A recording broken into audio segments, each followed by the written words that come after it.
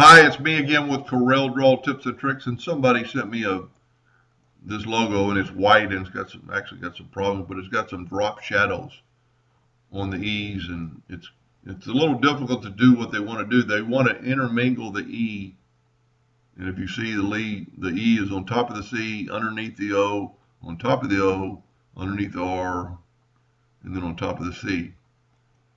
That would be very difficult with the drop shadow, but I'm going to try it in a second video. So I'm just going to get that out of the way. I always make a copy, Control D, and move it out of the way. So I won't, if something happens, I can go back to something. Now, I did not have her color G, or the color for the E.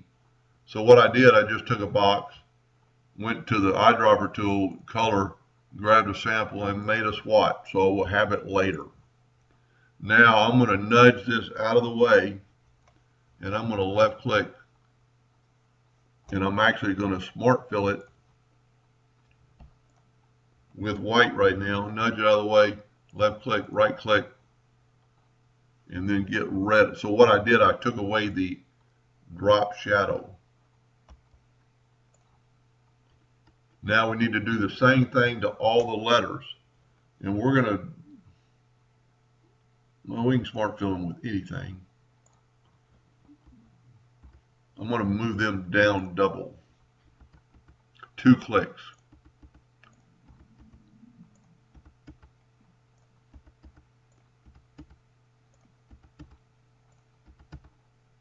And I could have probably grabbed it all. Now we do not need this, but I don't want to get rid of it. I want to just nudge it out of the way. Now I can nudge these back. Well, because I double click, I don't have to do it. I'll tell you what, I am going to double them up. I'm going to put outline. So there's her product. It's white. Now I'm going to change for the video because this is so small, and I do not know what it is in millimeters, but it's pretty small. I'm going to change all the lettering. She's only at 57 points. I'm going to change it at a hairline. So it's a little bit thinner and easier to work with. She can always change it back. Now, for the time being, I shouldn't have filled these in. And whenever you do that, you could lock your yellow. I'm going to put no fill because I want to work with this with no fill. We can fill it in later. It'll be a lot easier. So then you just need to figure out what you need to do. We definitely want part of this going through it. So you take your virtual segment delete key and delete that line, delete that line. But we want the E to stop, but we want the O to keep going with the white. Now here, so you're underneath that O. So we're going to make the G, we're going to make the color, no, back up. We're going to put the C on top. There's a little bit of a edge right there. That doesn't matter. Now, probably be better to make it look like it was going behind the I. So if it goes behind the I, it has to go in front of the C and in front of the R. I think we're there. Now take your Smart Fill tool, and I'm going to go and do the second color.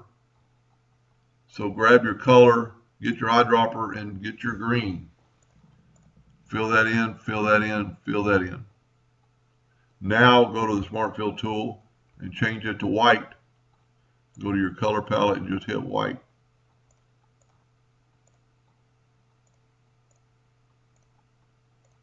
And I'm just filling in the letters. And voila. Now, I should have locked my yellow. Let's zoom in here a little bit. The hairlines now are kind of thin.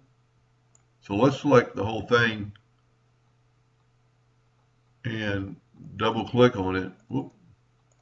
Double click on it and make it a new hairline because it was actually behind the fill. And we lost some of our white. Maybe I didn't fill that in. There we go. But I need to do the same thing there double click on it and make it hairline. There we go. I'm going to say that's good, and I might later, maybe tomorrow, it's getting late this evening, I might try to do one with a drop shadow. Got one more right there. And same thing, make the outline a hairline. Now it's complete. Looks pretty good. Hope that helped them. Thank you for watching.